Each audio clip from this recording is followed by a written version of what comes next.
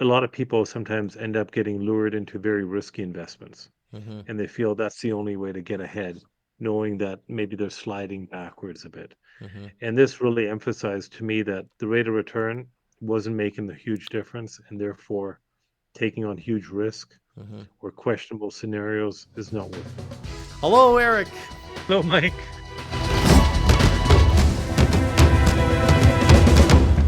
Episode 6, Blind Spot 5, correct?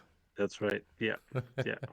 Well, I'm really excited about today's chat, Eric, because I think this is really where we get into the meat and potatoes of the book, and people can really, really start applying some of the things we've been talking about.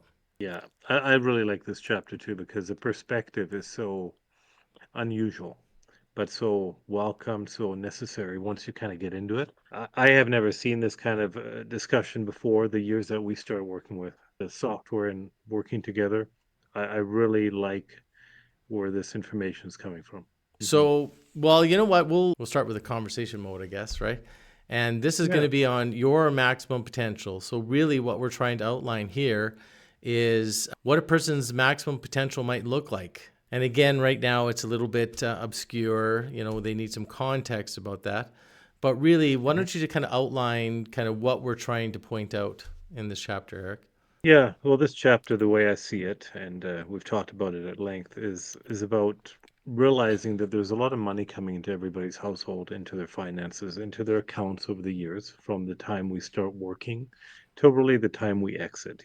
Going up that mountain, going down the mountain of retirement, all the money we accumulate that we invest. How much does that actually amount to? Kind of looking at that very raw, it is very powerful, I think, because you're going to be basically be able to break that down and show people where money goes. And, before we started working together and utilizing the software, I had never seen this before. And I think a lot of professionals haven't seen it before. And so I'm really excited to get into that with you, Mike. Yeah. But I'll let you handle the details because you're quite good at this. Yeah. And I guess we were talking in the build up to this where we purposely through the first few chapters of the book or we're kind of setting the stage for people where we're just saying, hey, you need to be aware of your mindset. You need to be aware of your biases and your tendencies. You need to see where you stopped in procrastination and really just open your mind to what's possible.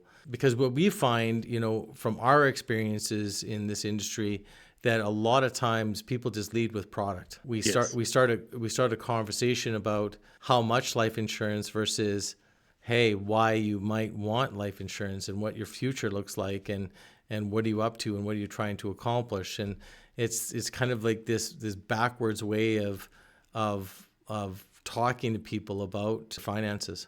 And I think a lot of advisors, financial advisors, are guilty of that, of leading by product because that's how everybody's trained. Because it's all about assets under management or getting the product across to the consumer.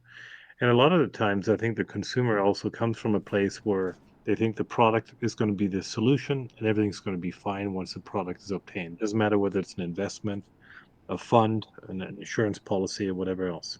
And I think what's really, what I love about this is that now we can just look at some numbers, right? And so how we Yeah. relate the principles in this chapter, we just really go through an example where most families can kind of relate to numbers that are presented, and it really does highlight through this example really what the drivers of wealth are and those areas that we should focus on. What I'll do, Eric, I'm just going to switch our view and we'll dive in.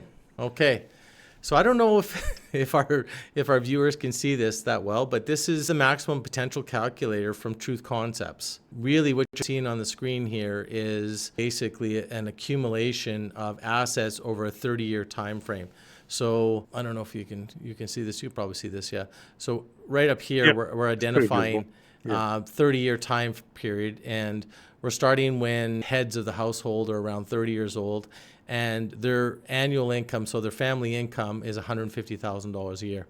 And so really all this graph is trying to show is that, if they didn't have any costs of any sort, any expenses, you know, $4.5 million would flow through their hands in that 30 years. And I think that's what you're That, pointing Mike, to, just to clarify, is that from your age 30 to 65, right? age 30 to 60. Yeah, Okay, yeah, yeah, 60. yeah, Perfect. yeah, Yeah, yeah. So the great. math is fairly simple, right? 150,000 times Mhm. 30, right? But the Yep. message is very powerful, like $4.5 million. Not trying to foreshadow, but it's going to even get bigger than that as we go over time here. And so I think, that's a really good context for people to understand just how much money flows through their families' bank accounts, over a long period of time, right? And so it just really kind of highlights, kind of what's at stake. Then what we do is we say, okay, well, look, will that family expect maybe an increase in their earnings over time? And, we're dealing with inflation. Now, it seems like those numbers are easing a little bit depending on who you talk to. Um, I don't know if the carbon tax is going to help that much in April here. So if that family said, okay, well, you know what, we're going to get a 4% increase, right, over time, what would that number look like? Well, if they got a 4% increase, which is highlighted here, over that period of time now, that $4.5 million has grown to $8.5 million. Amazing.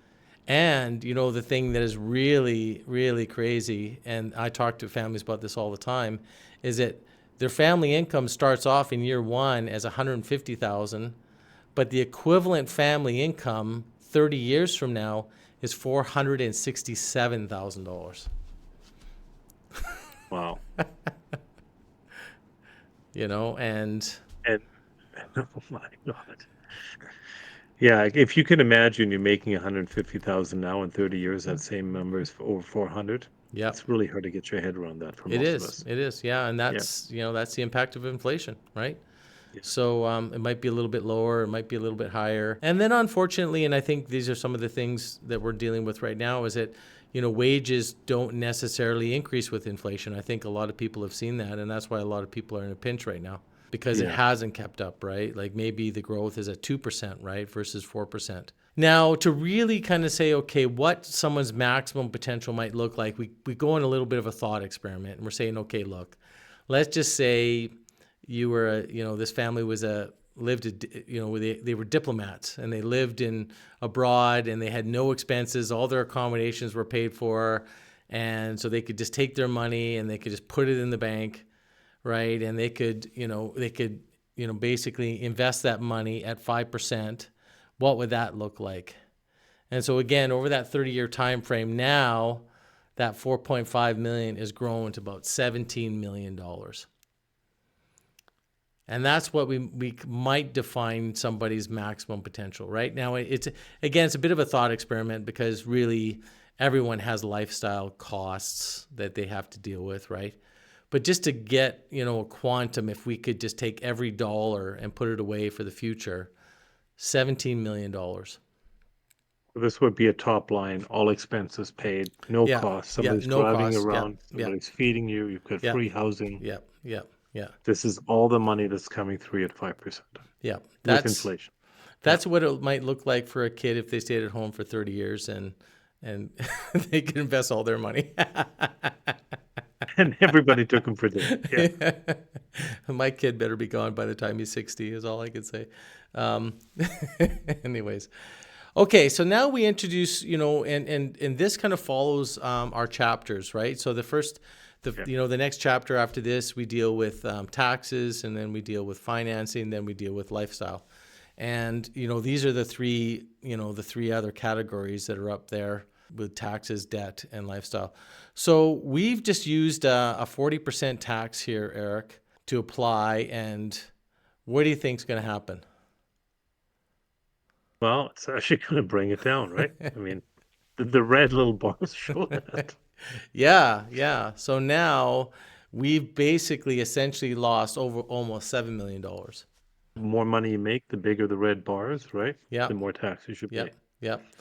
And what people should kind of see from this is that the actual cost, and it's kind of hard to read here, the actual costs are $3.3 million, but the actual loss in the future is almost 7 million, is because, and that's the concept of opportunity cost. And we talk about that a lot in the book around opportunity Yeah. cost. And it's the fact is that when you pay a tax, that 40 cents of that dollar that you paid is not available to go into the future and earn more money, right? So that's the concept of opportunity cost. And so, now we've kind of knocked ourselves down to size a little bit, but we're still at 10 million bucks, right? So, that's not bad. But, Very good. Yeah. but there's other costs that we have to deal with. Hey?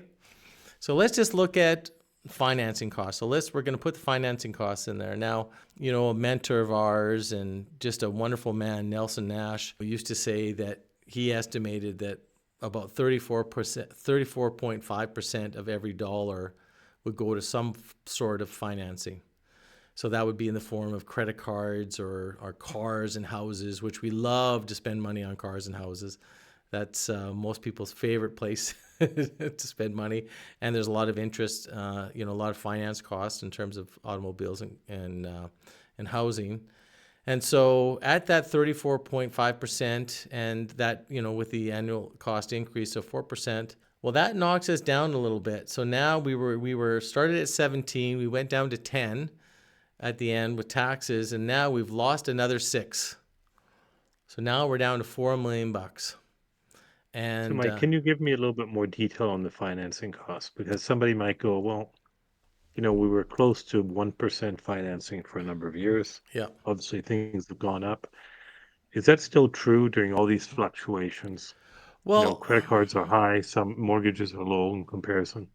Well, I think what you're pointing to, Eric, and it's good that you're pointing to this, because I think a lot of people don't understand that, this whole concept around, the rate of interest versus the volume of interest. Now, that works both Absolutely. ways, right? Because there's a lot of people pointing to the volume of interest to get people to put money in other places, right? So there's so many distortions, right, in that conversation. But yes, because interest rates have been fairly low, right? Obviously, the amount of interest charged on, a mortgage. So, like if you're very early into a $500,000 mortgage at 3%, you're going to pay 153%. That's gonna be what, 15,000? Sorry, $15,000 of interest, right? And now that's doubled, well, now we're going to be close to $30,000 worth of interest, right? So which might have been, let's say, a $1,200 payment a month, now has kind of doubled, right, to 2,400. And so what we're pointing to is we're pointing to the percentage of your income that you use on financing costs, right? And so a lot of Yeah. that mortgage payment necessarily is in interest, right? So if you look at Yeah. credit Yeah. card That's a good figure. financing, Yeah. right? If you look at automobile financing, you talk to people, hey, what's your payment? Well, most people will say, well, 400, 500, 700, 800, 1,000, right? Like it seems like today, I would, hate to hazard a guess, but a lot of people, you'll ask them, and most people have a car payment, right? Yeah. I would think Yeah. 90%. Yeah. Yeah. So Okay. that's what that's pointing to. So basically saying that dollar that you have in your pocket, 40, the first 40 cents are going to taxes, right? Some people are going to be lower, some people are going to be higher. And the next, 34.5 cents is going to some type of financing charge, Yeah. And right? it's also a fact that people keep renewing mortgages. Mm-hmm. They don't pay them off. They do another new amortization of 25 years or Yeah. 30 years. Right? Yeah. So it keeps on going. Yeah. Yeah. We talk about that in the financing chapter, the fact that, people continue to upgrade their homes, and because of that, they keep renewing at the start of that amortization schedule where the interest charges are the highest. Same thing with cars, right? It's like you have a payment for the rest of your life because you keep buying Yeah. cars, right? And so obviously you've got an interest charge for a good portion of your life, right? Like whatever that number is. So let's just say you've got $50 to $70,000 of capital tied up, in your transportation. Well, that's almost like a perpetual loan, Yeah. right? And Yeah. there's no no asset appreciation. It's No, always no. coming down. Most Yeah, of the time it comes down, right? You'll find the odd vehicle that will yeah, hold its own, but most of the time it'll come down. Yeah. So yeah. then the next factor, Great. we're going to say lifestyle, right? Yep, And unfortunately, lifestyle tends to be the lowest percentage here. And, we're rounding out lifestyle at 23.5%. Um, and now at the end, drum roll please, at the end, with all these factors, we've got at the end of those 30 years, we've got $339,000 left. Of that that's incredible. 17, Yeah, yeah, go ahead. that's less than 1 year of earnings at the end. Yep, yep. So, we said that the 150,000 in 30 years was going to be the equivalent of $467,000. Well, that $339,000 would not even get you. It's about 0.73 of that income that you technically may have needed in your first year of retirement. Wow, and that is why we're facing what we're facing in terms of what they call the retirement crisis. That is People are exactly what not it is. putting it together, and they're wondering why, because Yeah. all this money is we've had the biggest bull market in real estate and in equities over the last 15 years in the history of mankind, and people are Hmm. not getting ahead. And Yeah. this Yeah. helps explain why, Mike. Thank you. Yeah, yeah, because Yeah. really the point that and it's kind of buried in here, and I should have circled it, but when you add all these numbers up, there's only 2% of income that's actually left in savings, right? Yeah. And that's the thing that most people don't understand is that, you know, and we talked about this in one of our earlier episodes. People don't realize what it's like to be without an income until they're without an income. And in your working years, you do not feel the pain of this issue. You only feel it at the end. Yeah. And it is a stark reality. It's a conversation that I have every week. And, Yeah. and in some cases we can do some things, right? Which we're going to talk about here. In some cases, it's a reduced lifestyle or it's working longer are the answers. Yeah. Yeah. Yeah. We have a lot of clients too here in Victoria that Yeah. I just they can't understand why it happened so quickly. Yeah. Yeah. No, no. Right? But Time gets away on it. yeah, Yeah. it's throughout the country. There's some real human nature, I think, involved in this too, Eric. Oh yeah. And so the next part that we kind of point to is where a lot of people go for the solution, right? And so for the solution is okay, I see the problem, but wait a minute, I'm only getting 5% net earnings rate here. So I said, you know what? If I got 10%, so if I went to my investment advisor, or whatever, and got a way better plan, maybe more funds at risk, and we bumped this up to 10%. So we said, okay, well, let's do that, right? Let's bump that up to 10%. So there you go. They bumped it up to 10%, and you have $781,000. And how realistic is that, Mike? Not very. No, no, like you would be taking Not for on, 30 years without a dip. yeah, you would be taking on, and you'd be Yeah. on a heck of a ride too. Um, Oh, yeah. If you average that, you've got to be mhm, doing much more than 10% on here mhm, and there. yeah. Yeah. And Yeah. most people aren't built for that ride. And this more than anybody, Eric. Like you were in the industry for how long? Like a couple decades, Yeah. right? You're Yeah. still Yeah. technically in the industry. You follow the markets quite well, and you actually do some work for people on the Yeah. segregated fund side, right? So you're very Oh, in yeah. tune of what's going on, and that's a rough ride. Well, Yeah, number one, people's psychology can't handle that kind of rough ride over time. yeah, Risk is not stomachable for that kind of time mm-hmm, and those kind of results hoped for. And yeah, it's just simply not available in a reliable way. mm-hmm, mm-hmm. So Yeah. what we do is we say, okay, well let's try a different approach, right? So with regards to taxes, so let's just say we get in there, we talk to your accountant, we kind of look at what you're doing, and we optimize you for taxes. So let's say we can reduce your taxes by 10%, right? Now reducing total taxes by 10%, well, of 40% by 10% means reducing it from 40% to 36%, right? Because 10% of 40% is 4%. 36%, right? If we reduce your taxes to 36% and we bring your earnings rate back to 5%, which is more reasonable, where do we get to? So we're at 781 and we're like, oh, we're at over $1 million.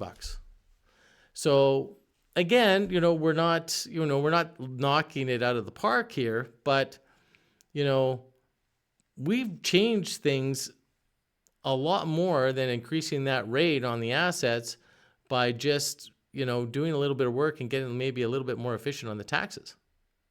Yeah, with no extra risk, Yeah, yeah, which is yeah, no sweating. Yeah. yeah, yeah. And then the next thing is, and then we focus a lot on this, right? And we talk to people a lot, but we really want to get a handle on using financing properly. Like we believe that financing is a tool that most people have to use in wealth creation. Again, everybody's got their own opinions around that.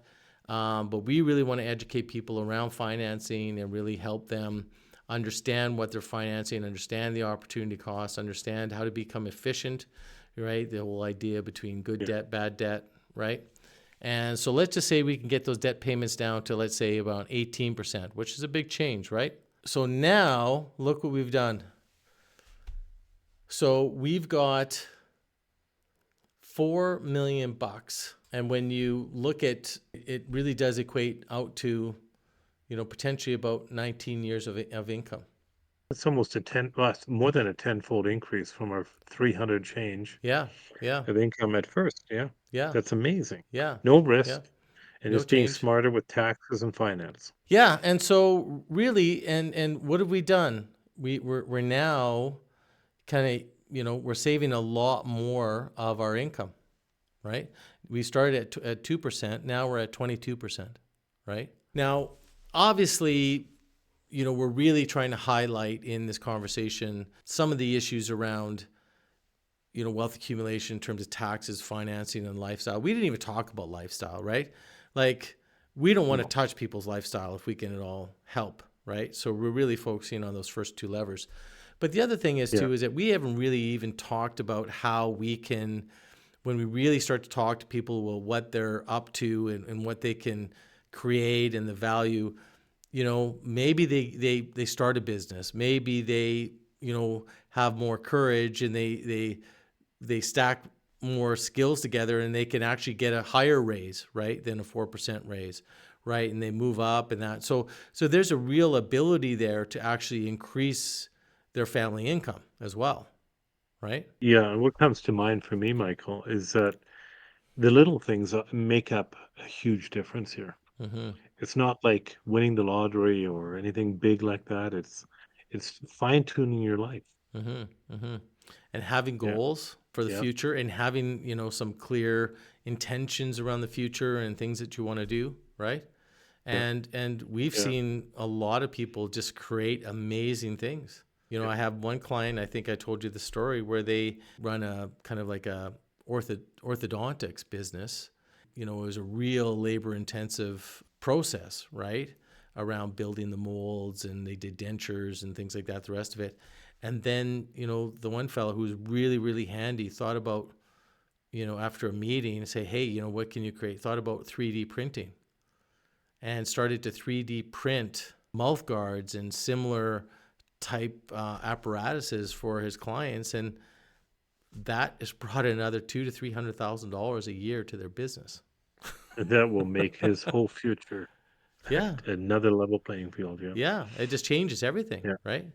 It was less time and created more, right? So again, there's just so many things where when you just kind of step away, out of the, when you're in the fire, you step away from it and have, a powerful conversation about, what's possible. There's lots of opportunity, right? Yeah.